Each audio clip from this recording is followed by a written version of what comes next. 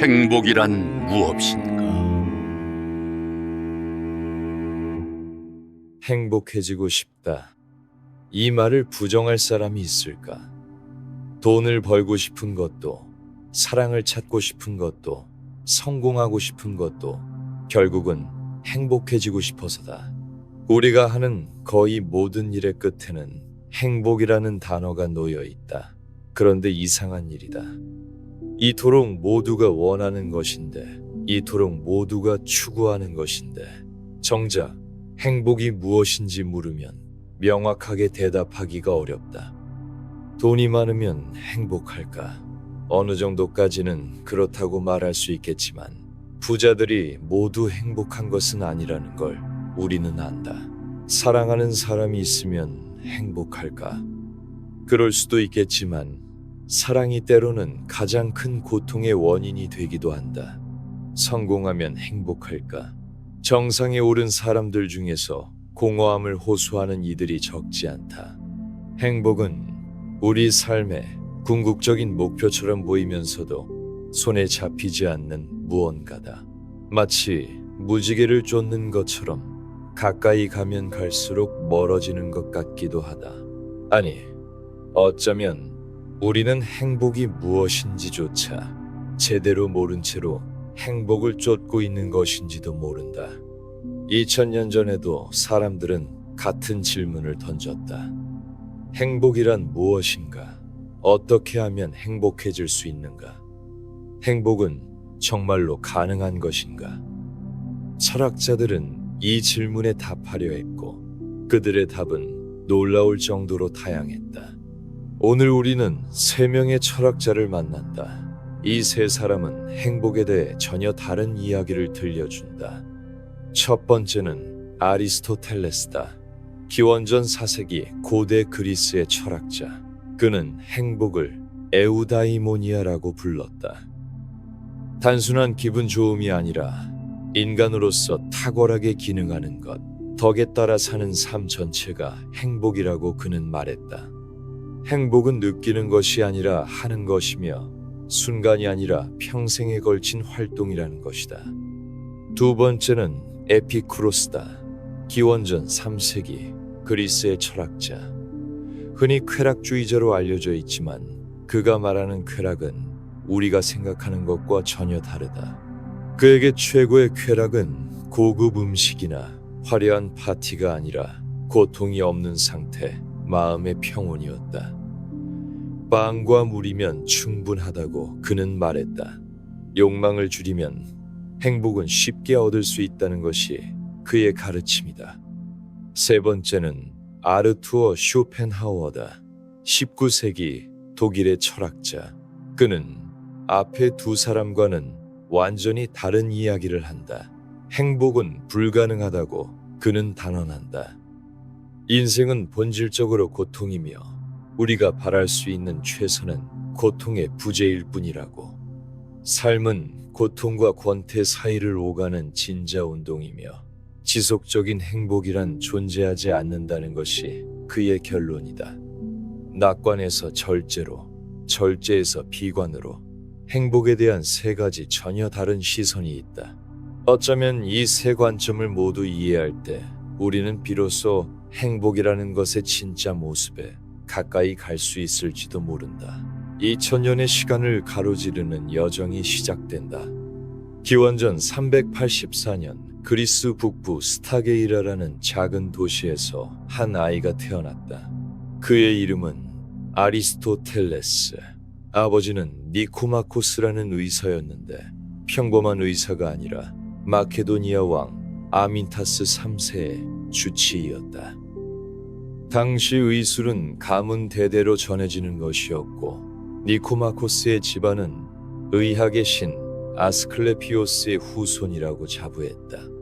어린 아리스토텔레스가 자연과학과 생물학에 평생토록 관심을 가졌던 것은 아마도 이런 가정 환경의 영향이었을 것이다.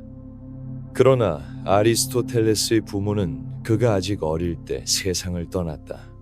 고아가 된 소녀는 아타르네우스의 프록세노스라는 친척에게 맡겨졌고, 이 후견인 밑에서 그리스어, 수사학, 시를 배우며 자랐다. 17살이 되었을 때 프록세노스는 이 총명한 청년을 아테네로 보냈다. 당시 아테네는 지중해 세계 학문의 중심지였고 그곳에는 플라톤이 세운 아카데미아가 있었다. 아리스토텔레스는 플라톤의 아카데미아에서 무려 20년을 보냈다. 학생으로 시작해서 교사가 되었고 플라톤이 죽을 때까지 그곳에 머물렀다. 이 20년의 시간은 아리스토텔레스의 사유를 형성하는 결정적인 기간이었다. 그는 스승 플라톤의 사상을 깊이 흡수했지만 동시에 그것을 비판적으로 발전시켜 나갔다. 훗날 그는 이렇게 말했다고 전해진다. 플라톤은 나의 친구이지만 진리가 더 소중한 친구다. 기원전 347년 플라톤이 세상을 떠났다. 아카데미아의 지도자 자리는 플라톤의 조카인 스페우시포스에게 넘어갔고 아리스토텔레스는 아테네를 떠났다. 일부 역사가들은 그가 아카데미아의 후계자로 선택되지 않은 것에 실망했기 때문이라고 추측하고 또 다른 역사가들은 당시 아테네에서 반마케도니아 정서가 높아지고 있었기 때문에 마케도니아 왕실과 연고가 있는 그가 떠날 수밖에 없었다고 본다. 아테네를 떠난 아리스토텔레스는 소아시아로 건너가 아소스에서 자신의 학교를 세웠고 이 시기에 엔토스의 피티아스와 결혼했다. 그녀는 그의 첫 번째 아내였고 딸을 낳았는데 역시 피티아스라는 이름이 붙여졌다. 아내 피티아스가 죽은 후 아리스토텔레스는 스타게이라 출신의 헤르필리스라는 여인과 함께 살았고 그녀에게서 아들 니코마코스를 얻었다. 이 아들의 이름은 아리스토텔레스의 아버지 이름을 따른 것이다. 기원전 343년 또는 342년 아리스토텔레스의 인생에 중대한 전환점이 찾아왔다. 마케도니아의 왕 필리포스 2세가 그를 수도 펠라로 초청한 것이다. 목적은 자신의 13살 난 아들을 가르치는 것이었다. 그 아들의 이름은 알렉산드로스, 훗날 대왕이라고 불리게 될 바로 그 사람이었다. 아리스토텔레스가 알렉산드로스에게 정확히 무엇을 가르쳤는지는 자세히 알려져 있지 않다. 아마도 수사학, 문학, 과학, 의학, 철학 등 폭넓은 분야를 다루었을 것으로 추측된다. 알렉산드로스가 호메로스의 일리아스를 평생 애독했다는 것은 잘 알려진 사실인데 이 문학적 취향의 형성에 아리스토텔레스가 기여했을 가능성이 높다. 필리포스 2세는 아리스토텔레스에게 아낌없는 지원을 했다. 한때 파괴되었던 아리스토텔레스의 고향 스타게이라를 재건해 주었고 노예가 되어 흩어졌던 주민들을 다시 불러 모으는 데 힘을 보탠다. 이것은 단순한 보상이 아니라 철학자에 대한 깊은 존경의 표시였을 것이다. 기원전 336년 필리포스 2세가 암살당하고 20살의 알렉산드로스가 왕위에 올랐다. 이때 아리스토텔레스는 아테네로 돌아왔다. 마케도니아가 그리스를 지배하게 되면서 이제 아테네에서 마케도니아인이라는 이유로 위험할 일은 없어졌다. 아리스토텔레스는 아테네 외곽에 있는 테케이온이라는 체육관 부지를 빌려 자신의 학교를 세웠다. 일케이온에는 주랑, 즉 지붕이 있는 산책로가 있었는데 아리스토텔레스가 이곳을 거닐며 강의했기 때문에 그의 학파는 페리파토스 학파, 즉 소유학파라고 불리게 되었다. 페리파토스는 그리스어로 거닐다라는 뜻이다. 아리스토텔레스는 이 학교에서 12년간 가르치며 연구했고 그의 대표적인 철학 저작들 대부분이 이 시기에 만들어졌다. 그러나 평화로운 시간은 오래가지 않았다. 기원전 323년 알렉산드로스 대왕이 32살의 나이로 갑자기 죽었다. 아테네에서는 다시 반마케도니아 정서가 들끓었고 아리스토텔레스는 위험에 처했다.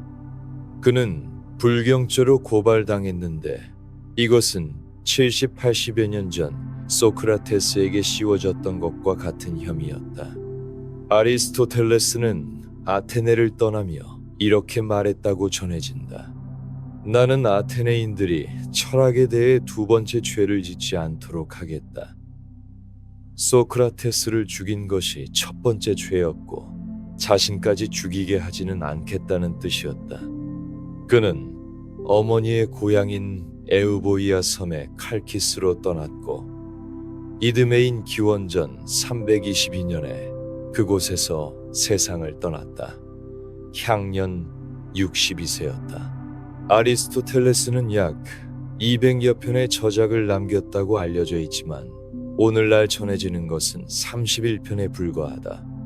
그나마 이것들도 출판을 위해 다듬어진 글이 아니라 강의 노트 형태로 보이는 것들이 많아서 문체가 다소 건조하고 체계적이다.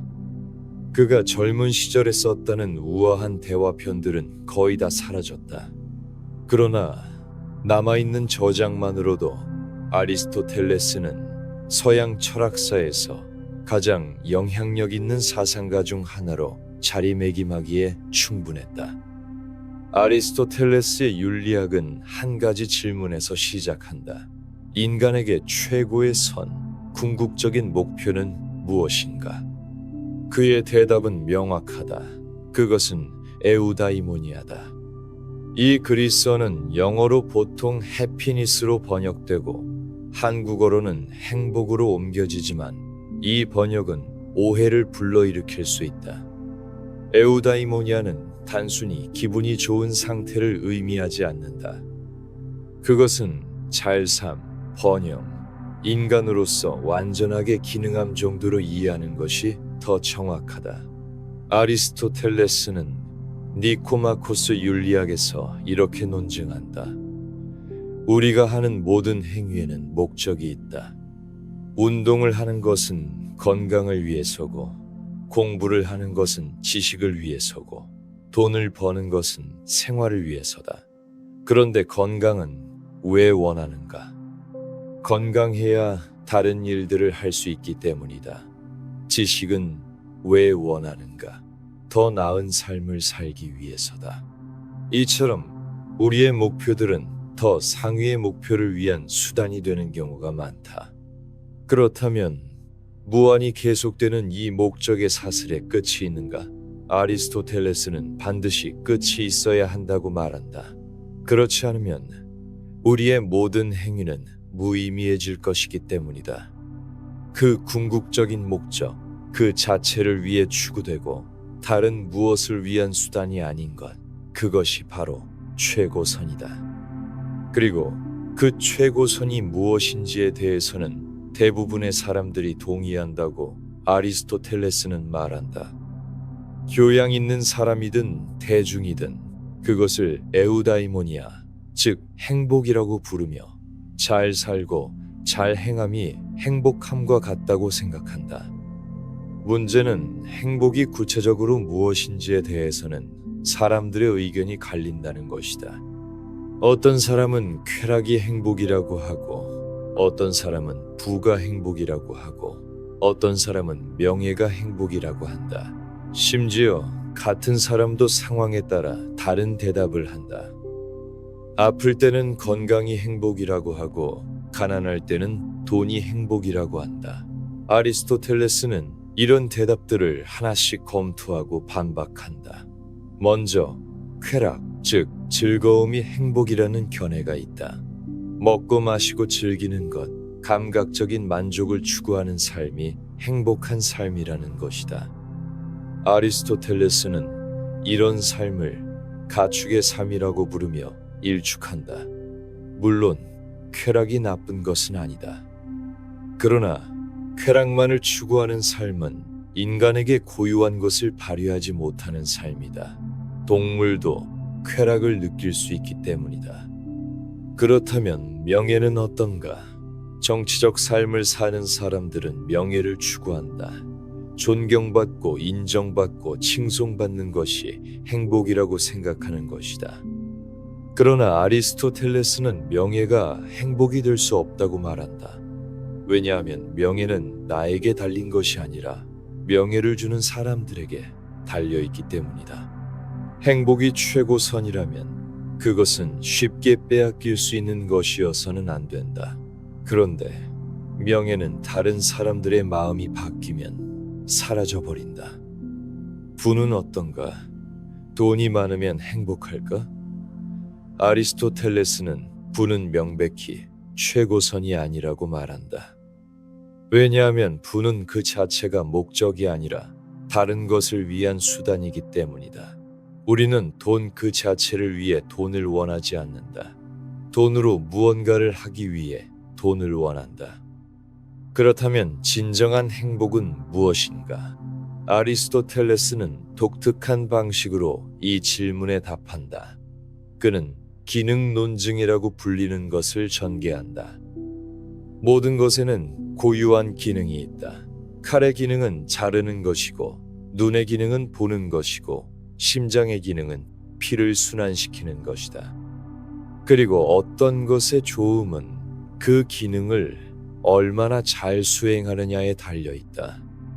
좋은 칼은 잘 자르는 칼이고, 좋은 눈은 잘 보는 눈이다. 그렇다면 인간에게도 고유한 기능이 있지 않을까? 인간을 인간이게 하는 특별한 활동 말이다. 영양 섭취와 성장은 인간의 고유한 기능이 아니다. 식물도 그렇게 한다. 감각과 욕구도 인간만의 것이 아니다. 동물도 그것을 가지고 있다. 인간에게만 있는 것은 무엇인가? 그것은 이성, 즉 로고스다. 이성에 따라 활동하는 것, 이성을 사용하는 것이 인간의 고유한 기능이다. 따라서 인간의 좋음, 인간의 탁월함, 인간의 행복은 이성에 따른 영혼의 활동에 있다. 그것도 단순히 이성을 가지고 있는 것이 아니라 이성을 잘 사용하는 것, 즉 덕에 따라 활동하는 것이다. 아리스토텔레스는 이렇게 결론 짓는다. 인간의 선, 인간의 좋음은 덕에 따른 영혼의 활동이다. 덕이 여러 가지라면 가장 좋고 가장 완전한 덕에 따른 활동이다.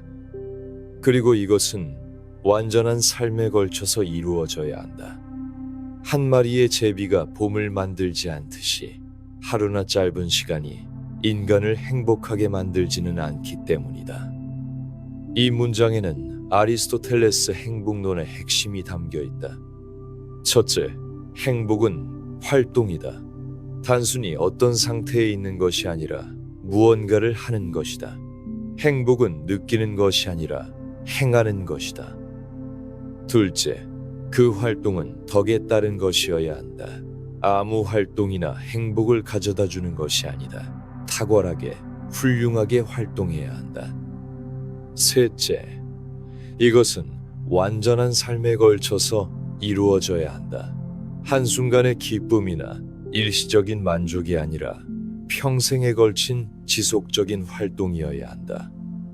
그렇다면 덕이란 무엇인가? 그리스어로 덕은 아레테인데 이 단어는 탁월함이라고 번역하는 것이 더 정확할 수도 있다. 칼의 아레테는 잘 자르는 것이고 말의 아레테는 빨리 달리는 것이다. 인간의 아레테는 인간으로서 탁월하게 기능하는 것이다. 아리스토텔레스는 덕을 두 종류로 나눈다. 지적인 덕과 도덕적인 덕이다. 지적인 덕은 배움을 통해 얻어진다. 철학적 지혜, 과학적 이해, 실천적 지혜 등이 여기에 속한다. 이것들은 가르침과 학습을 통해 발전한다. 도덕적인 덕은 습관을 통해 형성된다. 용기, 절제, 정의, 관대함 같은 것들이다. 이것들은 반복적인 실천을 통해 길러진다. 아리스토텔레스는 이렇게 말한다. 우리는 올바른 행위를 함으로써 올바른 사람이 되고 절제 있는 행위를 함으로써 절제 있는 사람이 되고 용감한 행위를 함으로써 용감한 사람이 된다. 여기서 중요한 통찰이 있다. 덕은 타고나는 것이 아니라 길러지는 것이다. 우리는 특정한 성품을 가지고 태어나지 않는다. 우리가 어떤 행동을 반복하느냐에 따라 어떤 사람이 된다. 처음에는 의식적인 노력이 필요하지만 계속 반복하면 그것이 제2의 천성이 된다. 이것은 희망적인 메시지다. 우리의 성격은 고정된 것이 아니다. 우리는 스스로를 만들어갈 수 있다. 덕을 실천함으로써 덕 있는 사람이 될 수 있다. 도덕적 덕에 대해 아리스토텔레스는 유명한 중용론을 제시한다. 모든 덕은 두 가지 극단 사이의 중간에 위치한다. 하나는 과잉이고 다른 하나는 결핍이다. 용기를 예로 들어보자. 용기의 과잉은 무모함이다. 위험을 전혀 두려워하지 않고 무분별하게 뛰어드는 것이다. 용기의 결핍은 비겁함이다. 지나치게 두려워서 해야 할 일도 하지 못하는 것이다. 진정한 용기는 이 두 극단 사이에 적절한 지점에 있다. 두려워해야 할 것을 적절히 두려워하고 감당해야 할 위험은 감당하는 것이다. 관대함의 경우도 마찬가지다. 과잉은 낭비다. 무분별하게 돈을 써버리는 것이다. 결핍은 인색함이다. 마땅히 써야 할 때도 쓰지 못하는 것이다. 진정한 관대함은 적절한 때에 적절한 사람에게 적절한 양을 주는 것이다. 그러나 아리스토텔레스의 중용은 산술적인 평균이 아니다. 정확히 한가운데가 아니라 상황과 사람에 따라 달라지는 적절함이다. 아리스토텔레스는 이렇게 말한다. 적절한 시기에 적절한 상황에서 적절한 사람에게 적절한 목적으로 적절한 방식으로 이것을 판단하는 것이 쉬운 일은 아니다. 그래서 실천적 지혜가 필요하다. 실천적 지혜. 그리스어로 프로네시스는 구체적인 상황에서 무엇이 올바른 행동인지를 판단하는 능력이다. 이것은 규칙을 기계적으로 적용하는 것이 아니다. 상황의 복잡성을 이해하고 다양한 요소들을 고려하여 그 상황에서 최선인 것을 선택하는 지혜다. 아리스토텔레스는 이 실천적 지혜를 매우 중요하게 여겼다. 지금까지 이야기한 것만 보면 행복은 전적으로 개인의 내면에 달린 것처럼 보인다. 덕에 따라 살기만 하면 행복할 수 있다고. 그러나 아리스토텔레스는 그렇게 단순하게 말하지 않는다.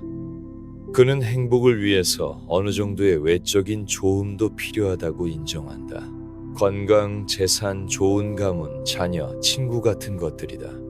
아무리 덕이 있어도 극심한 가난에 시달리거나 끔찍한 불행이 닥치거나 사랑하는 사람들을 모두 잃는다면 행복하기 어렵다는 것이다.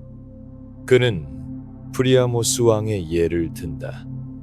트로이의 왕 프리아모스는 한때 번영을 누렸지만 말년에 트로이 전쟁으로 아들들을 잃고 도시가 파괴되고 비참하게 죽었다. 그의 삶 전체를 행복했다고 말할 수 있을까? 아리스토텔레스는 이렇게 말한다. 커다란 불운이 닥치면 행복은 사라진다. 왜냐하면 불운은 고통을 가져오고 많은 활동을 방해하기 때문이다. 이 점에서 아리스토텔레스는 후대의 스토아 철학자들과 다르다. 스토아 철학자들은 덕만 있으면 어떤 외적 상황에서도 행복할 수 있다고 주장했다.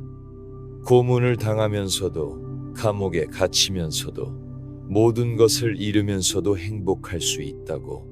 그러나 아리스토텔레스는 그렇게 극단적이지 않다. 그는 인간의 삶이 외부 세계와 분리될 수 없다는 현실적인 시각을 가지고 있었다. 그러나 그렇다고 해서 외적인 것들이 행복의 본질은 아니다. 그것들은 행복의 조건이지 행복 자체는 아니다. 재산이 아무리 많아도 덕이 없으면 행복할 수 없다. 반대로 약간의 부족함이 있더라도 덕 있는 삶을 산다면 어느 정도의 행복은 가능하다. 아리스토텔레스가 행복을 논하면서 특별히 강조하는 것이 있다. 바로 우정이다.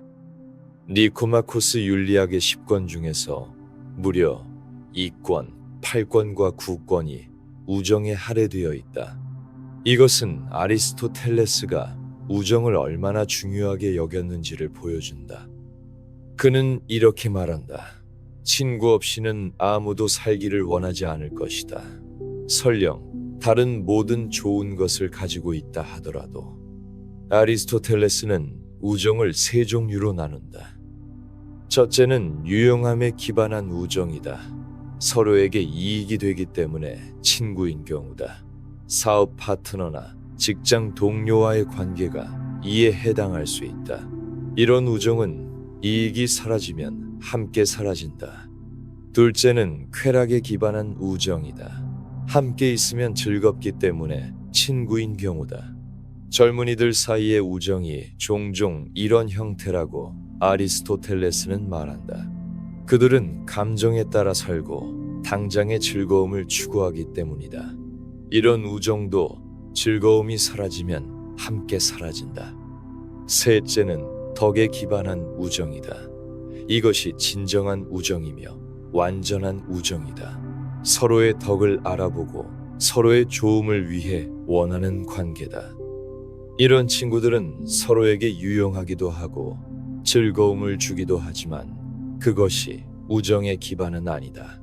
그들은 상대방 자체를 위해 상대방의 좋음을 원한다. 이런 우정은 드물다. 왜냐하면 덕 있는 사람이 드물기 때문이다. 또한 이런 우정은 시간이 걸린다. 서로를 깊이 알고 신뢰를 쌓아야 하기 때문이다. 그러나 일단 형성되면 이런 우정은 지속적이다. 덕은 쉽게 변하지 않기 때문이다. 아리스토텔레스에게 우정은 단순한 감정적 유대가 아니다. 그것은 덕 있는 삶의 필수적인 부분이다.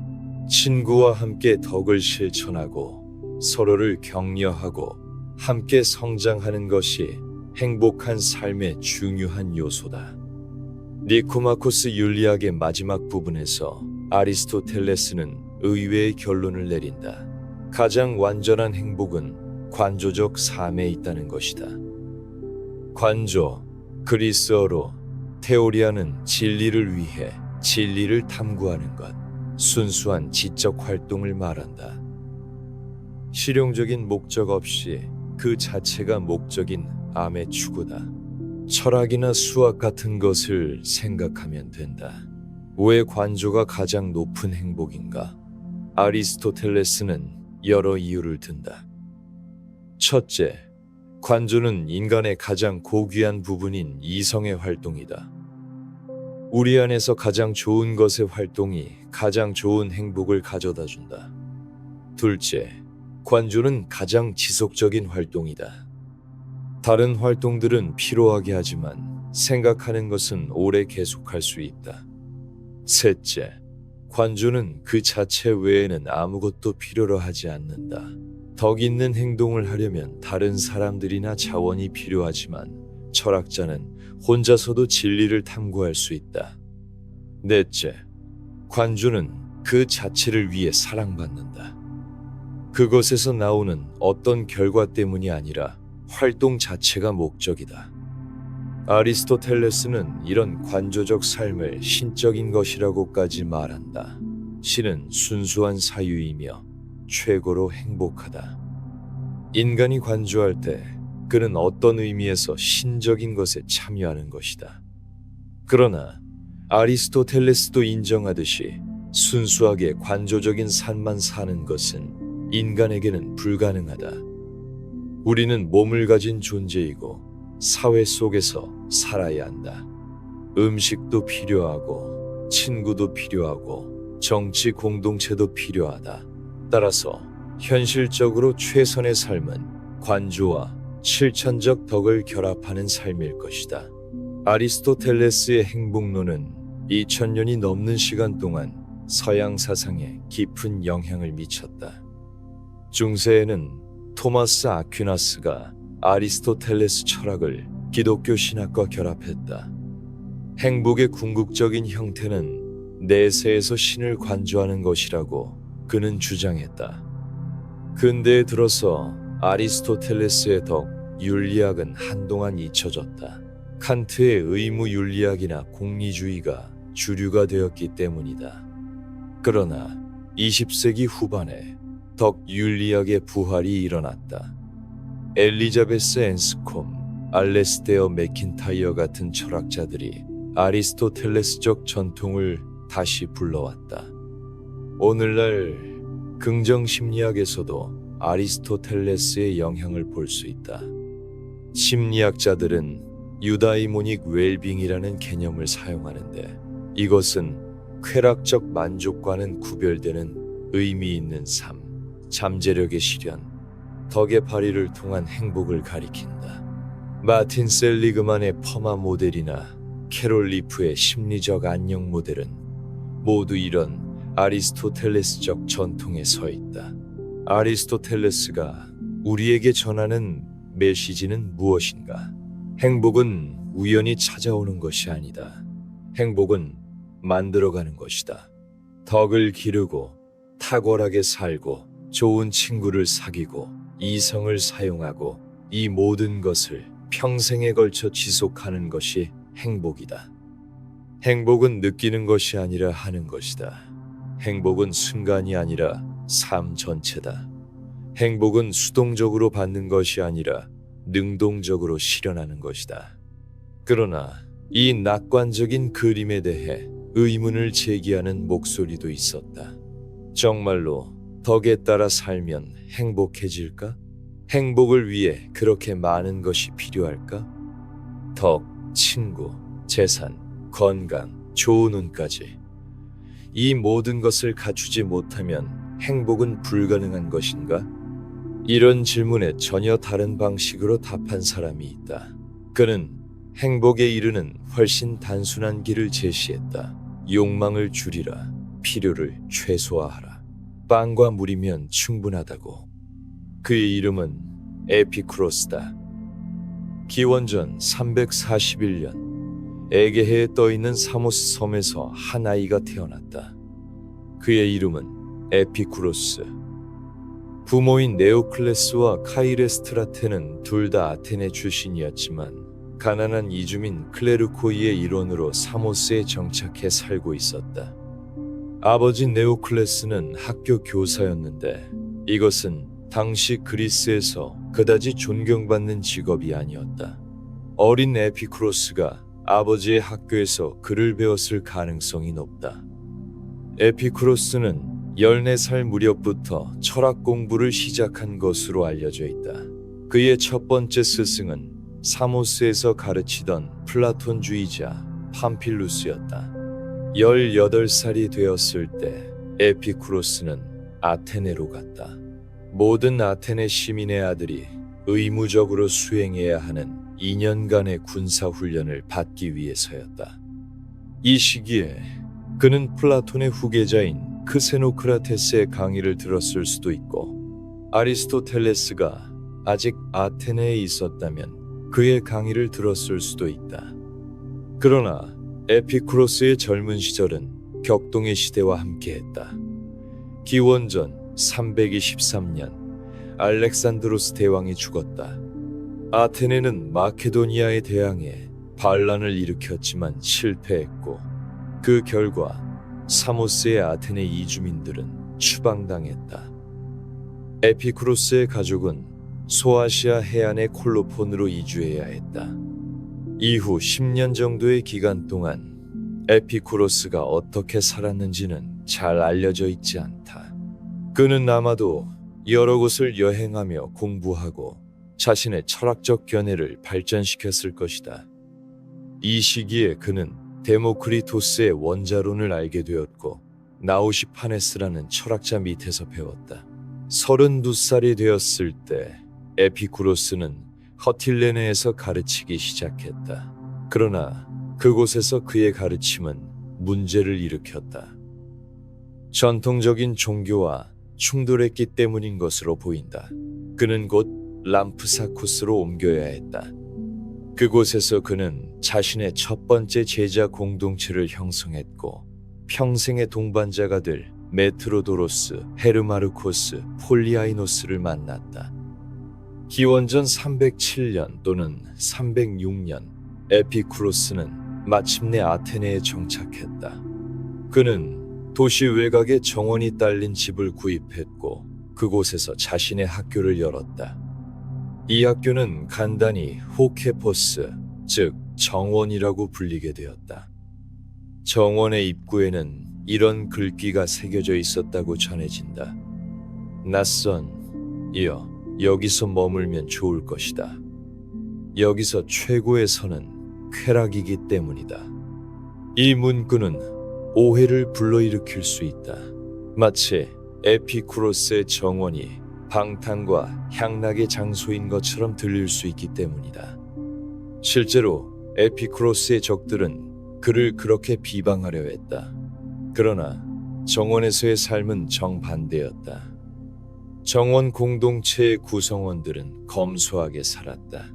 그들은 주로 빵과 물, 때로는 약간의 치즈를 먹었다. 포도주는 드물게만 마셨다. 에피쿠로스 자신은 물과 간단한 보리빵으로 만족했다고 전해진다. 그는 편지에서 이렇게 썼다. 나에게 치즈 한 덩이를 보내주게. 풍성한 식사를 하고 싶을 때를 위해. 이 풍성한 식사가 치즈라니 이것이 쾌락주의자의 삶이었다.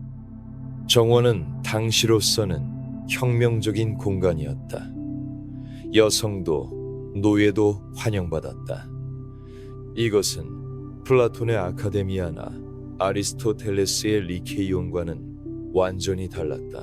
고대 그리스 사회에서 여성과 노예는 철학적 논의에 참여할 수 없는 존재로 여겨졌지만 에피쿠로스의 정원에서는 그들도 동등한 구성원이었다. 정원의 삶은 공동체적이었다. 구성원들은 함께 살고 함께 먹고 함께 철학을 논했다. 에피쿠로스는 우정을 매우 강조했는데 정원은 그 우정이 실천되는 장소였다.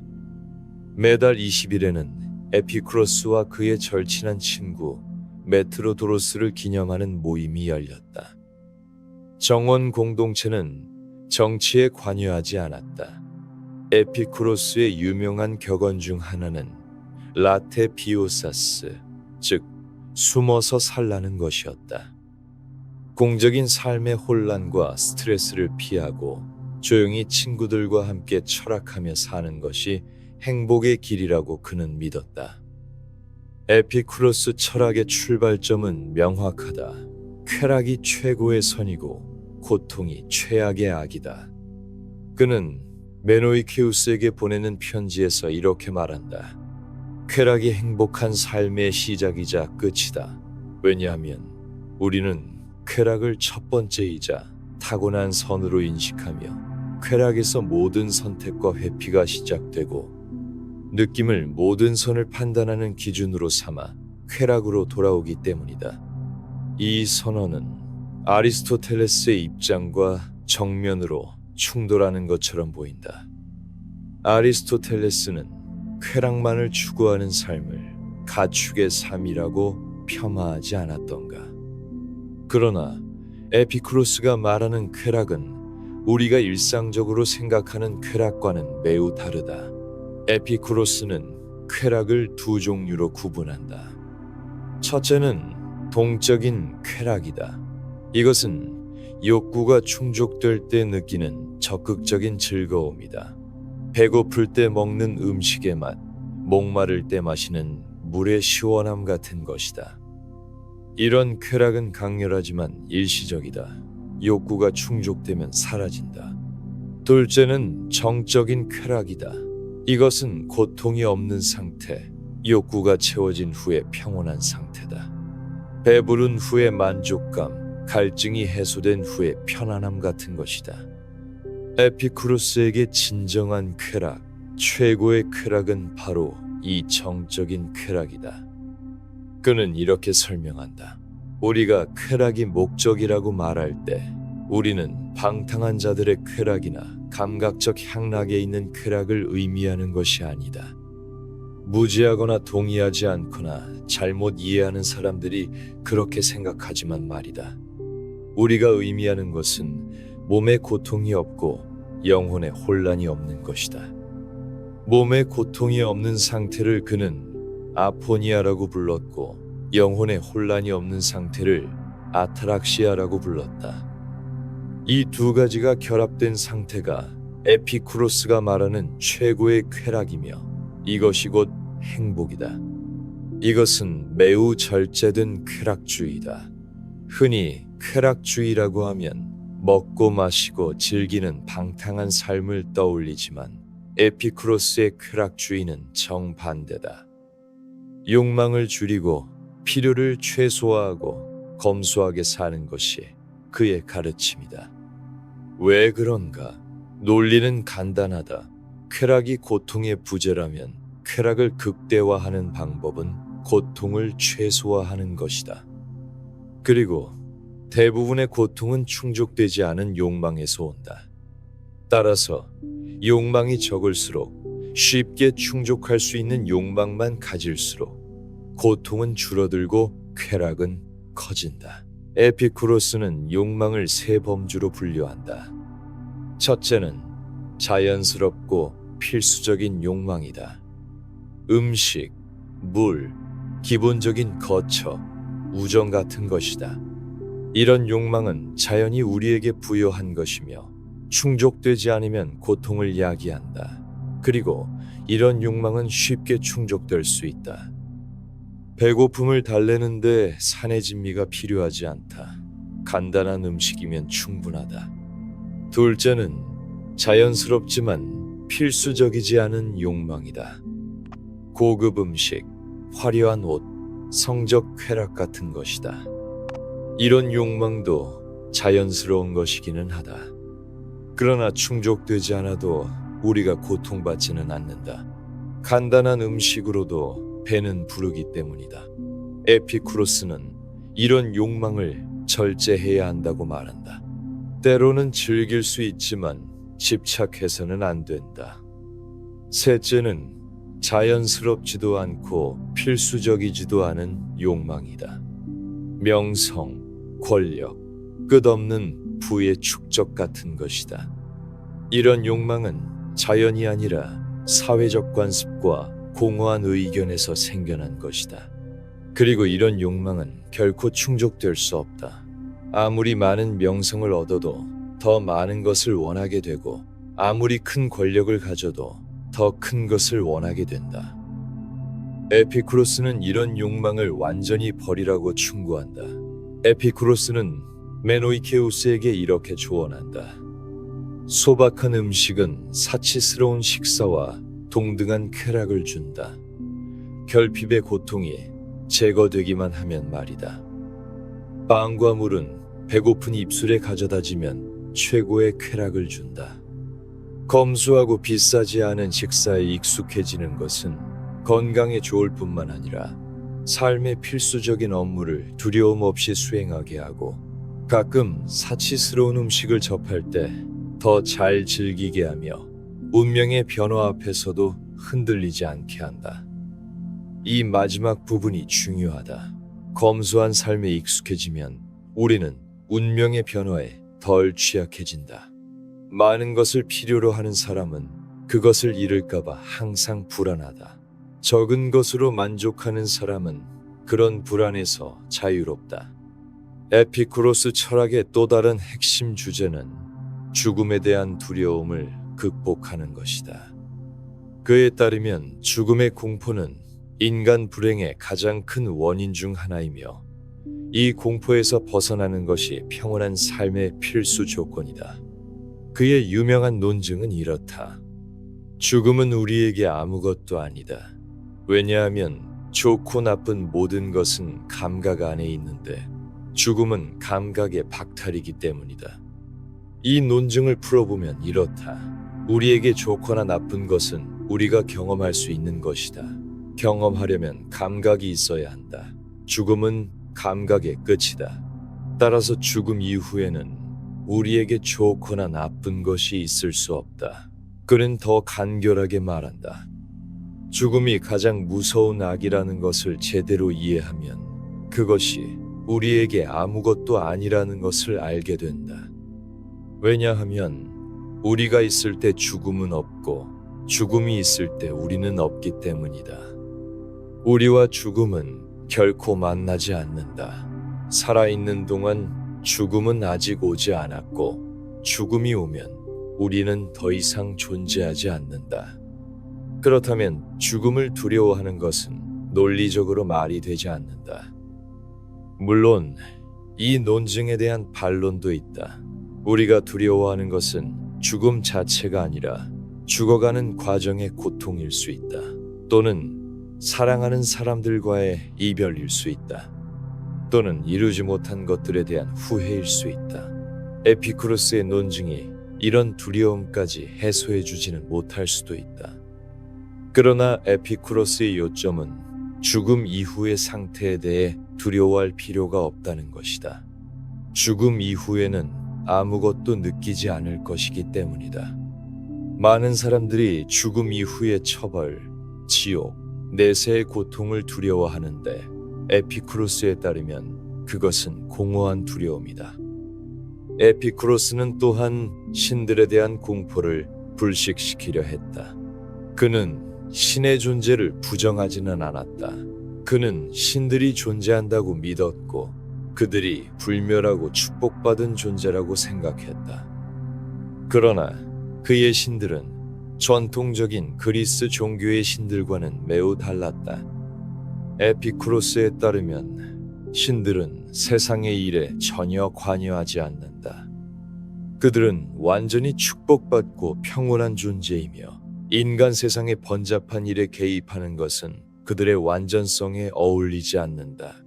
그들은 인간을 벌하지도 보상하지도 않는다. 자연 재해를 일으키지도 전쟁의 승패를 결정하지도 않는다. 이것은 당시로서는 매우 급진적인 견해였다. 전통적인 그리스 종교에서 신들은 인간사에 적극적으로 개입하는 존재였다. 사람들은 신들의 분노를 두려워했고 신들의 호의를 얻기 위해 제물을 바치고 기도를 올렸다. 에피쿠로스는 이런 두려움이 불필요하다고 말했다. 신들이 인간을 벌하지 않는다면 신들의 분노를 두려워할 필요가 없다. 죽음 이후에 처벌도 없다. 그렇다면 우리는 신에 대한 공포에서 자유로워질 수 있다. 이것이 아타락시아, 영혼의 평온에 이르는 또 다른 길이다. 에피쿠로스는 우정을 매우 높이 평가했다. 그의 경구 중 하나는 이렇다. 지혜가 행복한 삶을 위해 제공하는 모든 것 중에서 우정의 획득이 단연 가장 중요하다. 그는 또한 이렇게 말했다. 우정은 세계를 돌며 춤춘다. 우리 모두에게 행복한 삶에 대한 깨어남을 알리면서 정원 공동체는 이 우정의 철학이 실천되는 장소였다. 에피쿠로스와 그의 추종자들은 단순히 철학을 논하는 것이 아니라 함께 삶을 나누었다. 그들은 서로를 돌보았고 어려움을 함께 나누었고 즐거움을 함께 누렸다. 기원전 294년경 아테네가 포위당했을 때 정원 공동체는 함께 기근을 견뎠다. 나중에 플루타르코스가 전하기를 에피쿠로스는 콩을 세어 나눠주며 동료들의 생명을 유지시켰다고 한다. 극심한 궁핍 속에서도 그들은 함께 나누며 버텼던 것이다. 에피쿠로스의 우정관에서 흥미로운 점이 있다. 그는 우정이 처음에는 유용함 때문에 시작된다고 인정한다. 우리는 서로에게 도움이 되기 때문에 친구가 된다. 그러나 일단 우정이 형성되면 친구 자체를 위해 친구를 사랑하게 된다.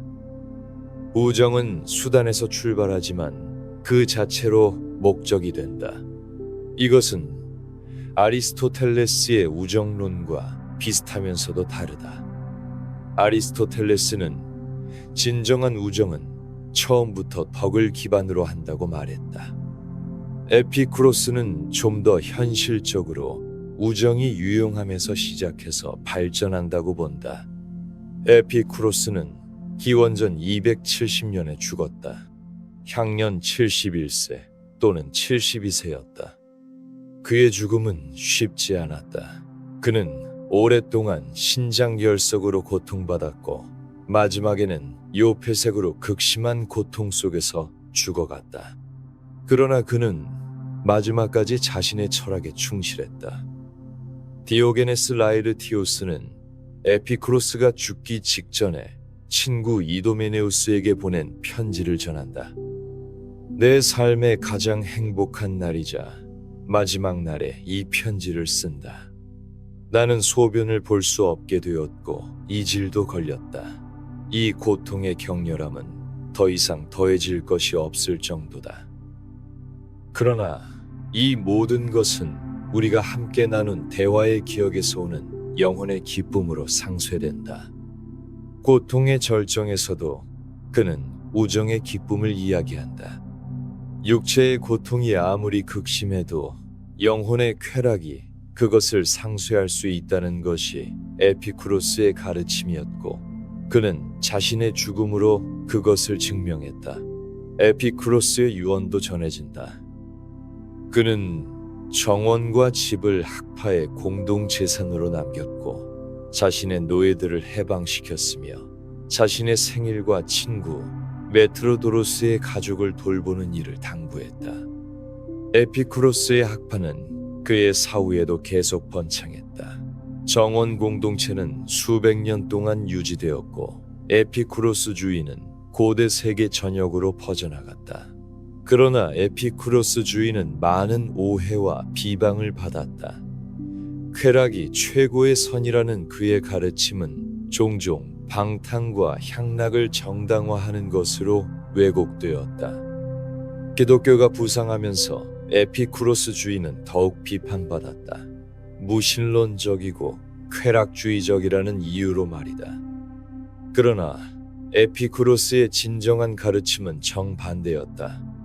욕망을 줄이고 검소하게 살고 친구와 함께하고 죽음을 두려워하지 말라.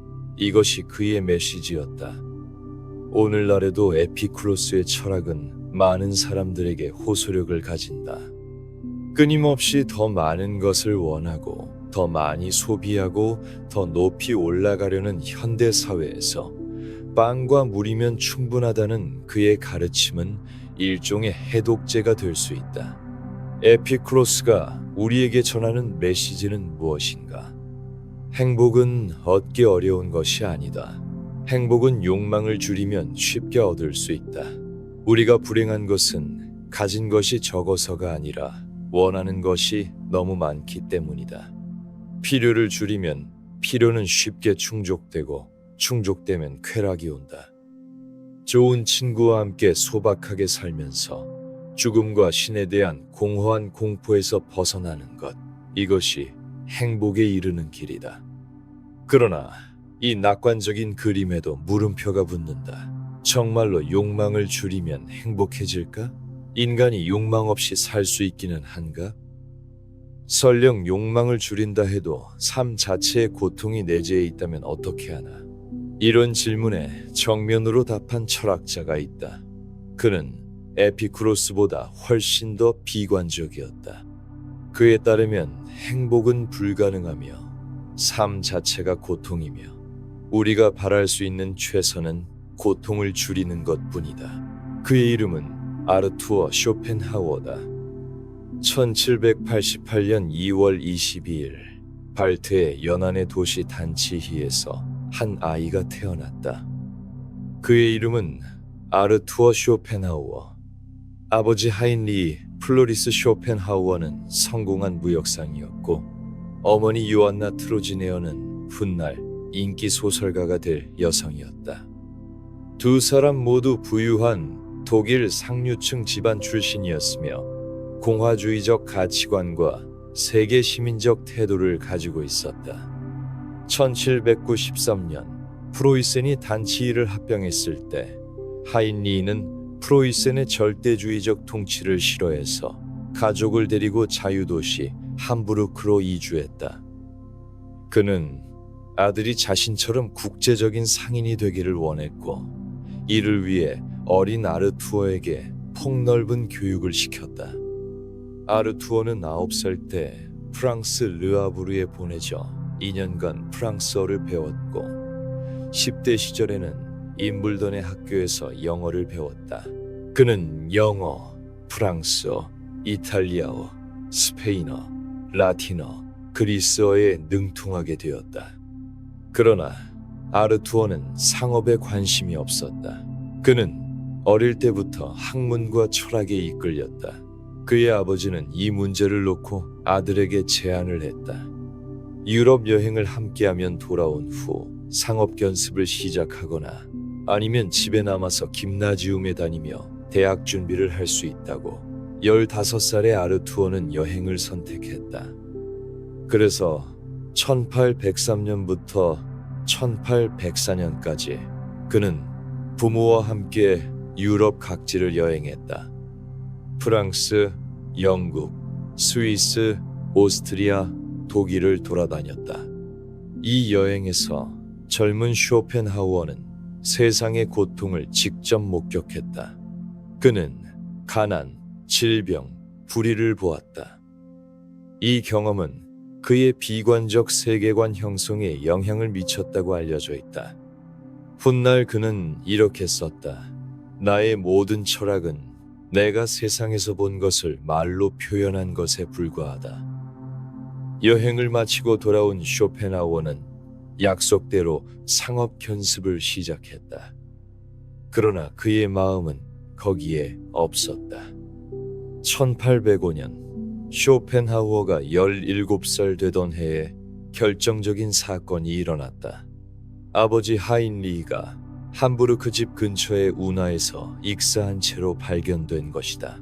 공식적으로는 사고사로 처리되었지만 가족들은 자살이라고 믿었다. 하인리히는 말년에 심한 우울증과 불안장애를 앓았던 것으로 보인다. 나중에 쇼펜하우어는 아버지의 비극적인 죽음에 대해 언급하며 그의 삶에 어둡고 모호한 공포의 원천이 있었다고 썼다. 정확한 경위는 알 수 없지만 아버지의 비극적인 죽음은 젊은 쇼펜하우어에게 깊은 충격을 주었다. 쇼펜하우어는 자신이 아버지의 우울한 기질을 물려받았다고 인정했다. 그의 아버지 쪽 가문에는 심각한 정신건강 문제의 사례들이 있었다고 한다. 쇼펜하우어 자신도 평생 우울과 불안에 시달렸다. 아버지의 죽음은 그러나 쇼펜하우어를 자유롭게도 했다. 상당한 유산이 남겨졌고 더 이상 상업 세계에 묶여 있을 필요가 없어졌다. 어머니의 격려도 있어서 쇼펜하우어는 마침내 학문의 길로 들어설 수 있었다. 쇼펜하우어는 고타의 김나지움에서 라틴어와 그리스어를 공부한 후 1809년에 괴팅겐 대학에 입학했다. 처음에는 의학을 공부했지만 곧 철학으로 전환했다. 그곳에서 그는 플라톤과 칸트를 발견했고 이 두 사람은 그의 철학적 사유의 두 기둥이 되었다. 1811년에는 베를린 대학으로 옮겼다. 그곳에서 그는 피테의 강의를 들었지만 크게 감명받지는 못했다. 그는 또한 이 시기에 동양 철학, 특히 인도 철학에 관심을 갖기 시작했다. 이 관심은 평생 지속되었고 그의 철학에 깊은 영향을 미쳤다. 1813년 나폴레옹 전쟁의 혼란 속에서 쇼펜하우어는 베를린을 떠나 예나 대학에서 박사 학위를 받았다. 그의 논문 제목은 충족 이유율의 4가지 뿌리에 관하여였다. 이 논문은 칸트 철학의 연장선상에서 우리가 세계를 인식하는 방식을 분석한 것이었다. 이 시기에 쇼펜하우어는 어머니와 심각하게 갈등했다. 아버지가 죽은 후 요한나는 바이마르로 이사해서 문학살롱을 열었고 소설가로서 상당한 성공을 거두었다. 그녀의 살롱에는 괴테 같은 유명인들이 드나들었다. 그러나 아들 아르투어와의 관계는 악화되어 갔다. 두 사람은 성격이 맞지 않았고 재산 문제로도 다투었다. 쇼펜하우어는 어머니가 새로운 남자와 동거하는 것에 분노했고, 요한나는 아들의 우울하고 까다로운 성격을 견디기 힘들어했다. 결국 두 사람은 거의 절연 상태에 이르렀다. 한 유명한 일화가 있다. 쇼펜하우어가 자신의 박사 논문을 어머니에게 보여주었을 때 요한나는 그것이 약사들이나 관심 있을 법한 것이라고 말했다고 한다. 격분한 쇼펜하우어는 자신의 책은 그녀의 작품이 완전히 잊힌 후에도 오래 읽힐 것이라고 응수했다. 이것은 어느 정도 사실이 되었다. 1814년부터 1818년까지 쇼펜하우어는 드레스덴에 머물며 그의 대표작을 집필했다. 1818년 말에 출판된 이 책의 제목은 의지와 표상으로서의 세계였다. 쇼펜하우어는 이 책에 엄청난 자신감을 가지고 있었다. 그는 출판사에 이렇게 썼다. 나의 저작은 새로운 철학체계입니다. 게다가 진정으로 새로운 것입니다. 이전에 말해진 것의 새로운 표현이 아니라 전례 없이 일관된 형태로 제시된 상호 연결된 사상의 연쇄입니다. 그러나 세상은 그의 자신감을 공유하지 않았다. 책은 거의 팔리지 않았다. 초판의 상당 부분이 휴지로 처리되었다고 전해진다. 쇼펜하우어의 철학은 당시 독일 철학계를 지배하던 헤겔의 관념론과 전혀 맞지 않았다.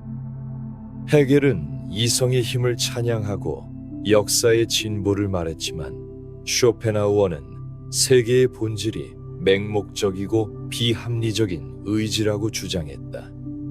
1820년 쇼펜하우어는 베를린 대학에서 사강사로 강의를 시작했다. 그는 대담하게도 자신의 강의를 헤겔의 강의와 같은 시간에 편성했다. 이것은 직접적인 도전이었다. 결과는 참담했다. 헤겔의 강의실은 학생들로 가득 찼고 쇼펜하우어의 강의실은 텅 비었다. 한 학기 만에 쇼펜하우어는 강의를 포기해야 했다. 그는 다시는 학생들 앞에 서지 못했다. 쇼펜하우어는 헤겔에 대한 증오를 평생 간직했다. 그는 헤겔을 사기꾼, 허풍쟁이, 저질 양심이라고 불렀다. 그의 저작 곳곳에 헤겔에 대한 독설이 등장한다. 이것은 단순한 질투였을까? 아니면 진정한 철학적 반대였을까? 아마도 둘 다였을 것이다. 1831년 콜레라가 베를린을 휩쓸었다. 쇼펜하우어는 서둘러 도시를 떠났다. 그가 떠난 직후 헤겔이 콜레라로 죽었다는 소식이 들려왔다. 쇼펜하우어는 프랑크푸르트에 정착했고 그곳에서 남은 27년을 보냈다. 그는 결혼하지 않았고 대부분의 시간을 혼자 보냈다. 그의 유일한 동반자는 연속적으로 키운 푸들들이었는데 그는 이 개들에게 모두 아트만 또는 부츠라는 이름을 붙였다. 아트만은 산스크리트어로 자아 또는 영혼을 뜻하는데 힌두 철학에서 중요한 개념이다. 동네 아이들은 그의 갈색 푸들을 쇼펜하우어 부인이라고 놀려댔다. 쇼펜하우어의 하루는 규칙적이었다. 아침에 일어나 글을 쓰고 플루트를 연주하고 도서관에 가서 책을 읽고 산책을 했다. 그는 날씨에 상관없이 매일 산책을 했는데 건강 유지를 위해서라고 했다. 점심은 영국 호텔에서 먹었다. 그는 영국식 생활 방식을 좋아했고 매일 타임즈를 읽었다. 이 시기에도 쇼펜하우어는 계속 글을 썼다. 1836년에 자연에서의 의지에 관하여, 1839년에 노르웨이 왕립학회의 현상 공모에서 당선된 인간 의지의 자유에 관하여, 1841년에 도덕의 두 가지 근본 문제 등을 출판했다. 그러나 이 저작들도 별 관심을 끌지 못했다. 1844년에는 의지와 표상으로서의 세계에 이 판이 나왔다. 이번에는 원래 분량의 2배가 넘는 새로운 내용이 추가되었다. 그러나 이것도 별로 팔리지 않았다. 1851년 쇼펜하우어는 파레르가와 파랄리포메나를 출판했다. 부록과 보충이라는 뜻의 이 책은 다양한 주제에 대한 수필과 잠언들을 모은 것이었다. 학술적인 체계를 갖춘 철학서가 아니라 일반 독자도 읽을 수 있는 형태였다. 이 책이 드디어 관심을 끌었다. 1853년에 영국의 웨스트민스터 리뷰에 존 옥센포드라는 사람이 독일 철학의 우상 파괴라는 제목으로 호의적인 서평을 썼고, 이것이 독일어로 번역되면서 쇼펜하우어의 이름이 알려지기 시작했다. 늦었지만 명성이 찾아왔다. 책이 팔리기 시작했고 추종자들이 생겼고 방문객들이 찾아왔다. 쇼펜하우어는 평생 갈망하던 인정을 마침내 얻었다.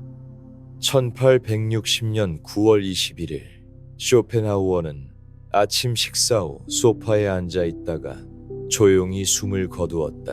폐렴이었다. 향년 72세였다.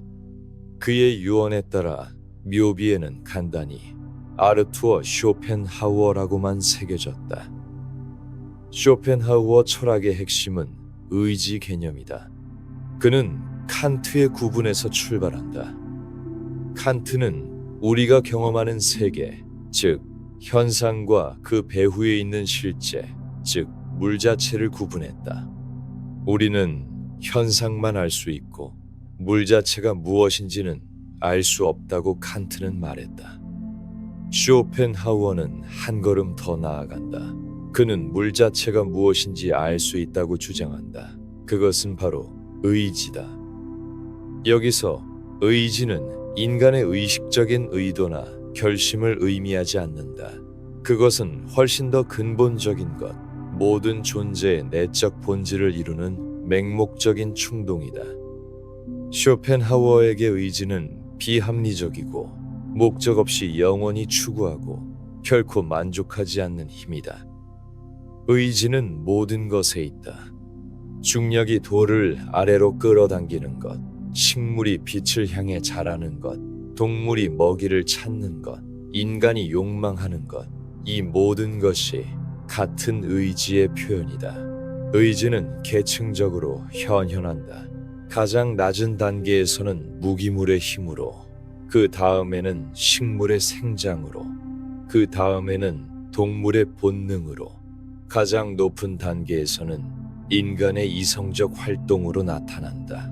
그러나 본질은 같다. 맹목적인 추구, 끝없는 갈망이다. 인간의 이성은 이 의지를 초월하는 것이 아니다. 이성은 의지의 도구에 불과하다.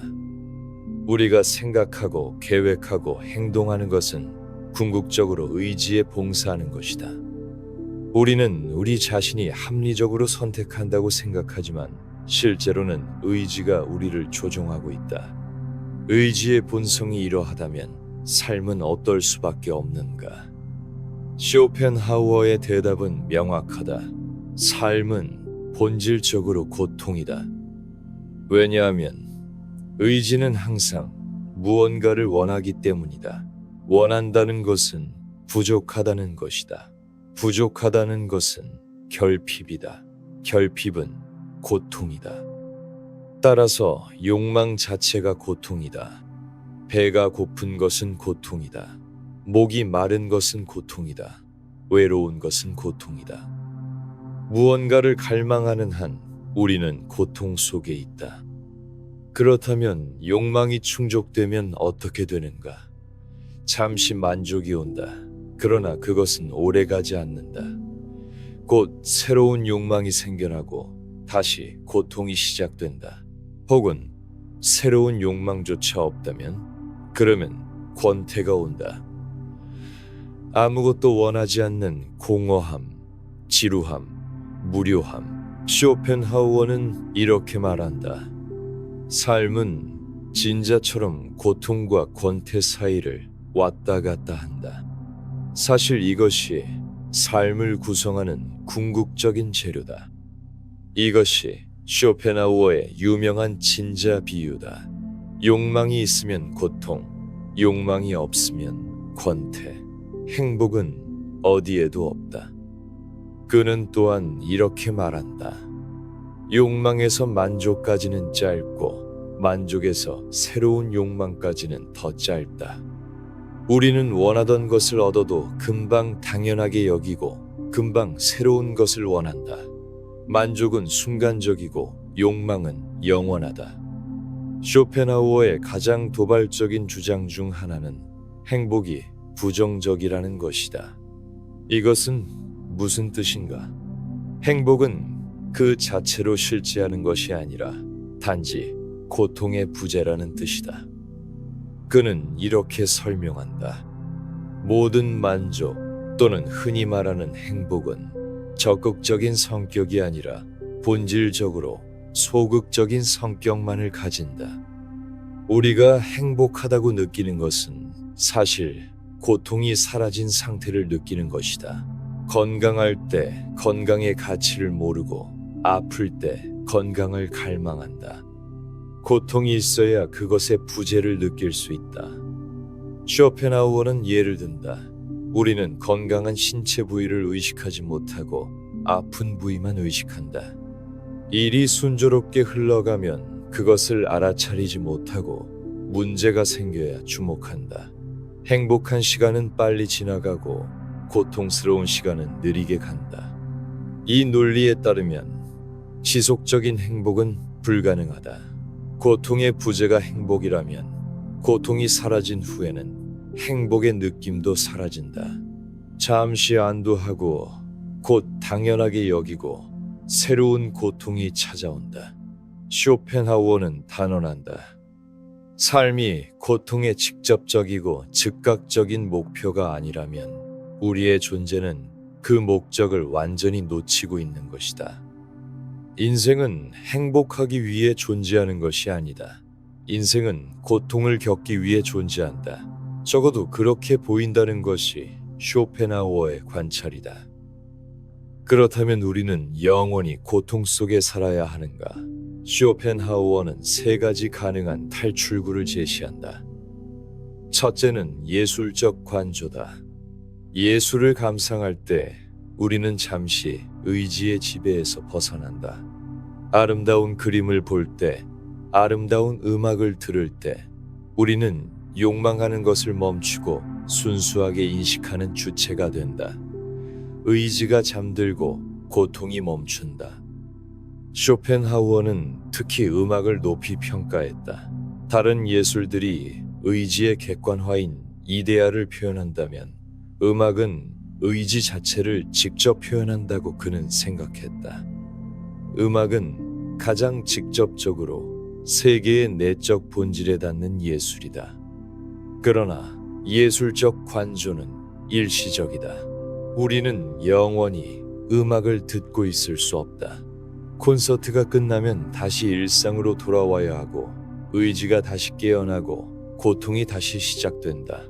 둘째는 연민이다. 연민, 독일어로 미틀라이트는 다른 사람의 고통을 자신의 것처럼 느끼는 것이다. 쇼펜하우어에게 이것은 모든 진정한 도덕의 기초다.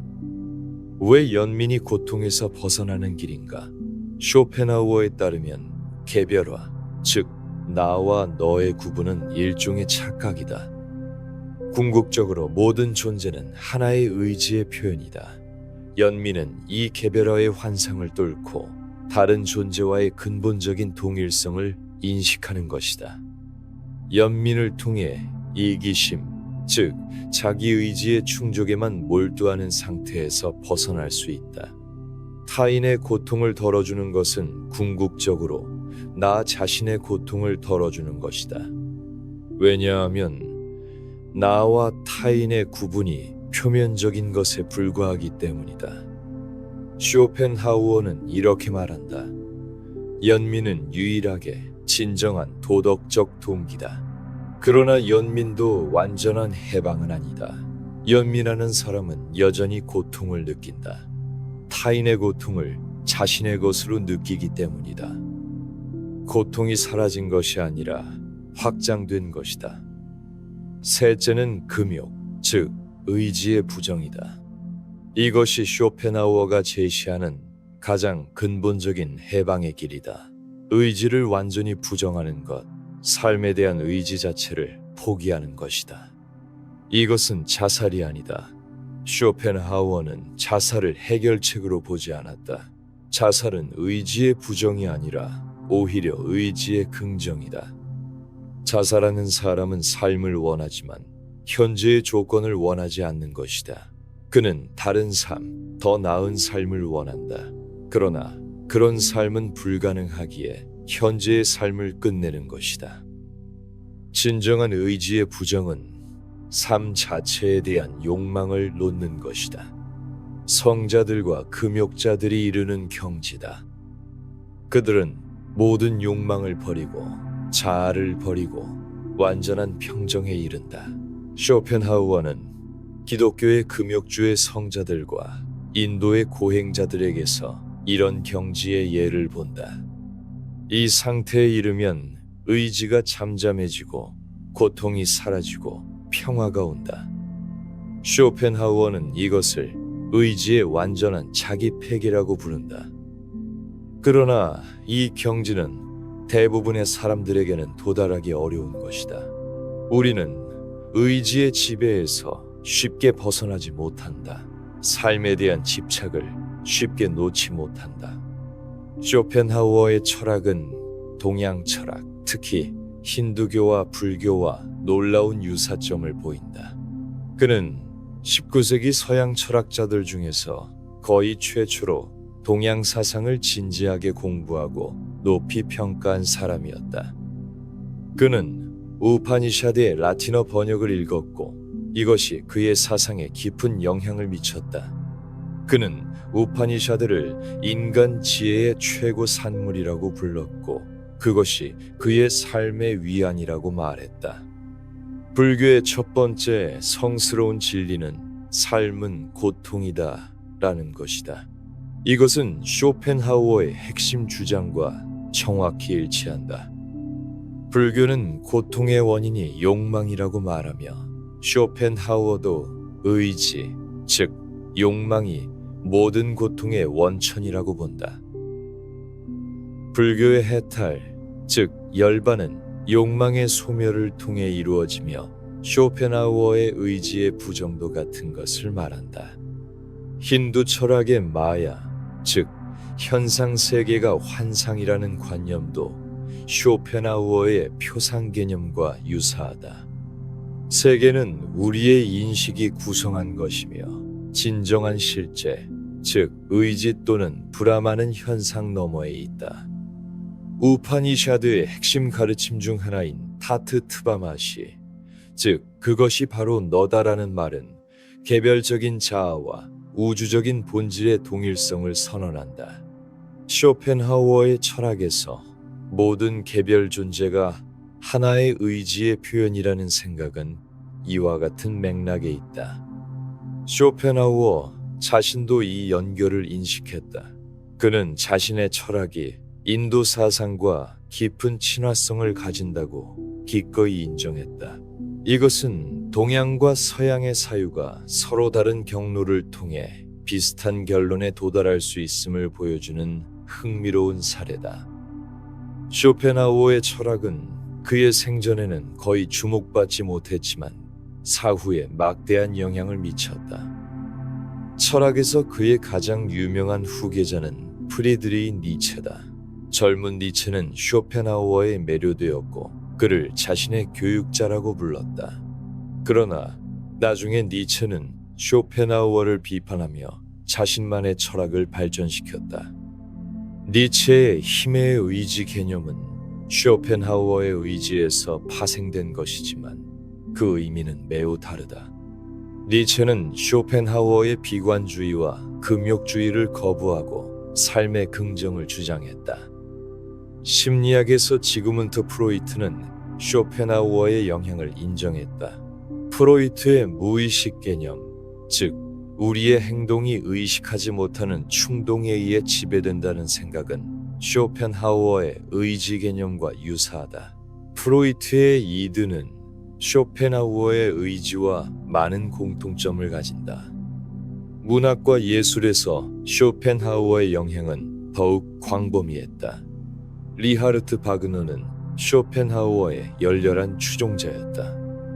그는 쇼펜하우어의 저작을 매일 밤 읽었다고 하며 그의 오페라 트리스탄과 이졸데는 쇼펜하우어 철학의 음악적 구현이라고 할 수 있다. 사랑과 죽음, 개별성의 포기와 하나됨, 의지의 긍정과 부정의 주제가 이 작품을 관통한다. 톨스토이, 토마스만, 마르셀 프루스트, 사무엘 베케트, 호르헤 루이스 보르헤스 등 수많은 작가들이 쇼펜하우어의 영향을 받았다. 알베르트 아인슈타인도 쇼펜하우어를 즐겨 읽었다고 한다. 토마스만은 쇼펜하우어를 처음 읽었을 때의 경험을 첫사랑이 주는 것과 비교할 수 있는 형이상학적 묘약을 마신 것에 비유했다. 쇼펜하우어의 비관주의는 불편하다. 행복은 불가능하다. 삶은 고통이다. 우리가 바랄 수 있는 최선은 고통의 감소다. 이런 말은 듣기 좋지 않다. 그러나 어쩌면 그의 비관주의에는 역설적인 위안이 있을지도 모른다. 첫째, 기대를 낮추면 실망도 줄어든다.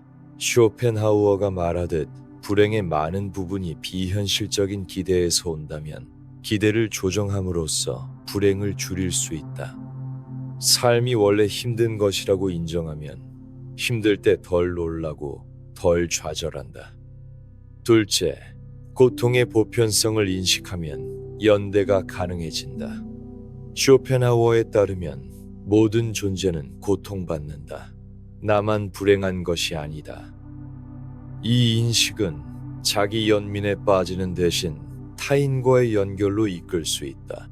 연민은 고통의 인식에서 나온다. 셋째, 쇼펜하우어의 철학은 물질적 성공에 대한 집착을 상대화한다. 더 많이 가지면 더 행복할 것이라는 환상을 깨준다. 아무리 많이 얻어도 만족은 일시적이고 새로운 욕망이 생겨난다. 이것을 알면 끝없는 추구의 쳇바퀴에서 내려올 수 있다.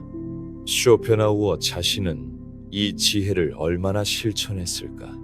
그는 평생 까다롭고 불만에 찬 사람이었다고 전해진다. 한 번은 자기 집 복도에서 소란을 피우는 재봉사 여인을 밀쳐서 다치게 한 적도 있다. 그는 법원 판결로 그녀에게 평생 배상금을 지불해야 했다. 그러나 그가 실천하지 못했다고 해서 그의 통찰이 무효가 되는 것은 아니다. 그의 철학은 삶에 대한 하나의 정직한 시선을 제공한다. 장밋빛 환상 없이 고통을 고통으로 인정하고 그 속에서 어떻게 살 것인지를 묻는다. 그는 이렇게 썼다. 부는 바닷물과 같다. 마실수록 더 목이 마르다. 끝없이 더 원하는 욕망의 본성에 대한 통찰이다. 또한 이렇게 썼다.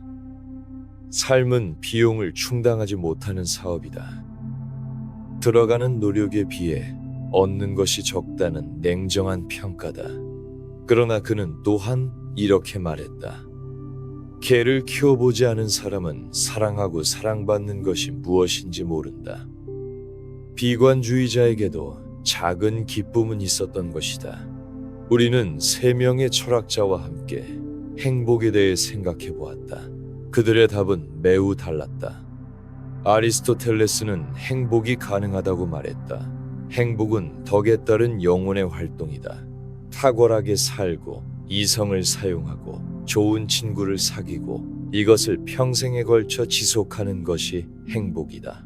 행복은 느끼는 것이 아니라 하는 것이며 순간이 아니라 삶 전체다. 에피쿠로스도 행복이 가능하다고 말했다.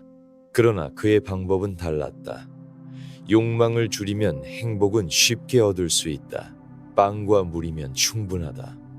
검소하게 살고 좋은 친구와 함께하고 죽음과 신에 대한 공허한 두려움에서 벗어나면 마음의 평화, 아타락시아에 이를 수 있다. 쇼펜하우어는 행복이 불가능하다고 말했다. 삶의 본질은 의지, 끝없는 욕망이며 욕망은 고통이다. 욕망이 충족되면 권태가 오고 다시 욕망이 생기면 다시 고통이 온다. 삶은 고통과 권태 사이를 오가는 진자다. 우리가 바랄 수 있는 최선은 예술, 연민, 금욕을 통해 잠시 의지의 지배에서 벗어나는 것이다. 이 세 시선은 서로 충돌하는 것처럼 보인다. 그러나 어쩌면 각각이 진실의 한 측면을 포착하고 있는 것인지도 모른다. 아리스토텔레스는 인간에게 잠재력이 있다는 것을 상기시켜준다. 우리는 그저 수동적으로 쾌락을 추구하는 존재가 아니라 탁월함을 향해 성장할 수 있는 존재다. 덕을 기르고 지혜를 쌓고 의미 있는 활동을 통해 우리의 삶을 스스로 만들어갈 수 있다. 에피쿠로스는 행복이 외부에 있지 않다는 것을 상기시켜준다. 더 많이 가지면 더 행복해진다는 것은 환상이다. 욕망이 적을수록 충족은 쉽고 평온은 가깝다. 단순한 삶의 아름다움, 좋은 친구와 함께하는 기쁨, 이것으로 충분할 수 있다. 쇼펜하우어는 삶의 어두운 면을 정직하게 직면하라고 말한다. 고통을 외면하지 말고 고통이 삶의 일부임을 인정하라. 비현실적인 기대를 버리면 실망도 줄어든다. 그리고 모든 존재가 고통받는다는 것을 알면 연민과 연대가 가능해진다. 어쩌면 지혜로운 삶은 이 세 시선을 모두 포함하는 것일지도 모른다. 아리스토텔레스처럼 덕을 추구하되 에피쿠로스처럼 욕망을 절제하고 쇼펜하우어처럼 고통을 인정하는 것.